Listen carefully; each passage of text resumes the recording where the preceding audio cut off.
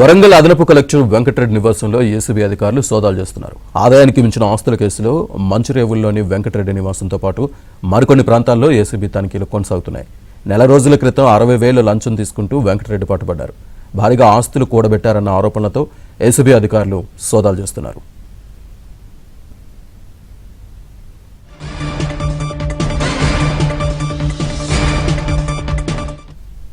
పూర్తి డీటెయిల్స్ మా కరెస్పాండెంట్ మణికంఠ అందిస్తారు. మణికంఠ,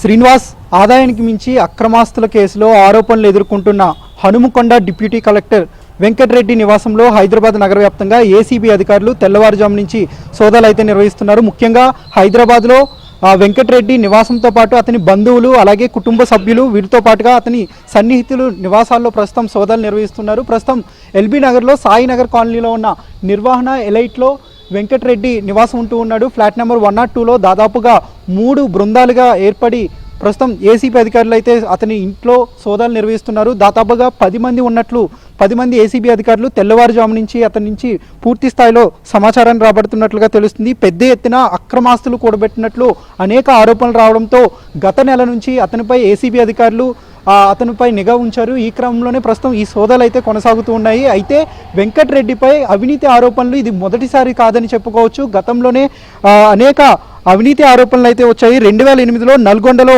ఆర్డీవీగా ఉన్నప్పుడు అక్రమాస్తులకు మించి ఆదాయానికి మించి ఎక్కువగా ఆస్తులు కూడబెట్టినట్లు ఆరోపణలు రావడంతో అప్పట్లోనే సస్పెండ్ అయ్యాడు. తిరిగి హనుమకొండలో డిప్యూటీ కలెక్టర్గా కొనసాగుతూనే ఆ జిల్లాకు సంబంధించి డిఈఓగా అంటే డిస్ట్రిక్ట్ ఎడ్యుకేషన్ ఆఫీసర్గా కొనసాగుతూ ఉన్నారు. అయితే ఆ హనుమకొండ జిల్లాలోనే ఓ ప్రైవేట్ కళాశాలకు సంబంధించి అనుమతులకు సంబంధించి రెన్యువల్ చేయాలంటూ ఆ స్కూల్ యాజమాన్యం డిస్ట్రిక్ట్ ఎడ్యుకేషన్ ఆఫీసర్కి అయితే ఒక మెయిల్ అయితే పెట్టింది. ఆన్లైన్లో దరఖాస్తు అయితే చేసింది. అయితే ఈ దరఖాస్తును ఆమోదించి అలాగే ఆ స్కూల్కి అన్ని విధాలుగా కూడా అనుమతులు పొందాలంటే తిరిగి రెన్యువల్ చేసుకోవాలంటే ఖచ్చితంగా ₹1,00,000 తనకు చెల్లించాలంటూ ఆ స్కూల్ యాజమాన్యాన్ని అయితే ప్రస్తుతం వెంకటరెడ్డి డిమాండ్ చేశాడు. ఇదంతా కూడా డిసెంబర్ 2025 జరిగింది. అయితే ఆ సమయంలోనే ఎడ్యుకేషన్ ఇన్ఛార్జ్ డిఈఓగా కొనసాగుతున్న వెంకటరెడ్డి తన దగ్గర ఉన్న జూనియర్ అసిస్టెంట్ మనోజ్తో పాటు అలాగే సీనియర్ అసిస్టెంట్ మహమ్మద్ గౌస్ అనే 2 వ్యక్తుల ద్వారా ₹1,00,000 అయితే డిమాండ్ చేశాడు ఆ స్కూల్ యాజమాన్యాన్ని. అయితే అంత ఇచ్చుకోలేమంటూ వాళ్ళు చెప్పడంతో చివరకు ఆ 2 మధ్యవర్తుల సహాయంతో ₹60,000 ఒప్పందం అయితే కుదుర్చుకున్నారు. అయితే ఇదే సమయంలో జూనియర్ అసిస్టెంట్గా పనిచేస్తున్న మనోజ్ ఆ ప్రదేశంలోనే స్కూల్ ప్రదేశంలోనే సుమారుగా ₹60,000 తీసుకుంటుండగా ప్రస్తుతం అతన్ని అరెస్ట్ చేసి పూర్తి వివరాలు రాబట్టే ప్రయత్నంలో అప్పుడు ఆ క్రమంలోనే అడిషనల్ కలెక్టర్గా కొనసాగుతున్న వెంకటరెడ్డి పేరైతే వెలుగులోకి వచ్చింది. దాంతో పోలీసులు ప్రత్యేకంగా వీళ్ళందరినీ కూడా అదుపులోకి తీసుకుని విచారిస్తూ ఉన్నారు. గత నెల రోజుల నుంచి వెంకటరెడ్డి ఆస్తులతో పాటు అలాగే అతని యొక్క కుటుంబ సభ్యుల వివరాలు ఎక్కడెక్కడ పనిచేశారు అలాగే ఏ హోదాల్లో పనిచేశారని పూర్తి స్థాయిలో అన్ని విధాలా కూడా ఏసీబీ అధికారులు అయితే సమాచారాన్ని రాబట్టారు. దానికి అనుగుణంగా ప్రస్తుతం ఈ సోదాలు నిర్వహిస్తున్నట్లుగా కూడా తెలుస్తుంది. హైదరాబాద్లో మంచిరేవులతో పాటు అలాగే ఎల్బీ నగర్లో ప్రస్తుతం ఈ సోదాలు కొనసాగుతున్నట్లుగా కూడా తెలిసింది. ఈ సోదాల్లో ఇప్పటికే కీలకమైన సమాచారాన్ని రాబట్టారు. అలాగే పలు చోట్ల బ్యాంక్ లాకర్లతో పాటు పలు విలువైన భూములకు సంబంధించిన పత్రాలను కూడా ఏసీబీ అధికారులు స్వాధీనం చేసుకున్నట్లుగా తెలుస్తుంది. Srinivas, right Manikanta, thank you.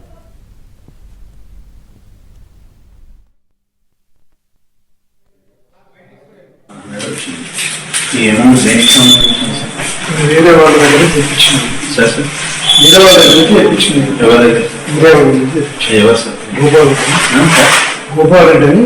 Gopal Reddy అని అతను అంటే ఎట్టిచ్చాడు? దేని పర్పస్? వేరే నేను అవసరం తెప్పించుకున్నాను. మీ అవసరానికి తెప్పించుకున్నాను. ఎప్పుడు తెప్పించుకున్నారు సార్? 3-4-5 days. 4-5 days. ఏం చేస్తారు సార్ ఆ గోపాల్ రెడ్డి వాళ్ళు? ఏం చేస్తారు? Real estate. ఏమైనా కాంటాక్ట్ నెంబర్ ఏమైనా ఉందా సార్? కాంటాక్ట్ ఫోన్ నెంబర్ ఏమైనా ఉందా సార్? అంటే అతను ఇక్కడ ఉండడు. ఆయన ద్వారా వేరే మనిషి పంపించారు. అంటే ఎట్లా మోడ్ ఆఫ్ కమ్యూనికేషన్ ఏ విధంగా జరిగింది? అదే బయట ఉంటారు వాళ్ళు, యూఎస్ లో ఉంటారు వాళ్ళు. మరి యూఎస్ నుంచి మనీ ఎట్లా పంపించారు సార్? వాళ్ళు పంపిస్తారు, వాళ్ళు వస్తారు. ఎవరు వచ్చారు? హ్యాండ్ ఓవర్ చేసిన వాళ్ళు మీకు హ్యాండ్ ఓవర్ చేసింది ఎవరు? వేరే ఒక డ్రైవర్ పంపిస్తే తెప్పించారు. అట్నే ఆ లిక్కర్ ఉంది కదా సార్, ఆ లిక్కర్ సంబంధించి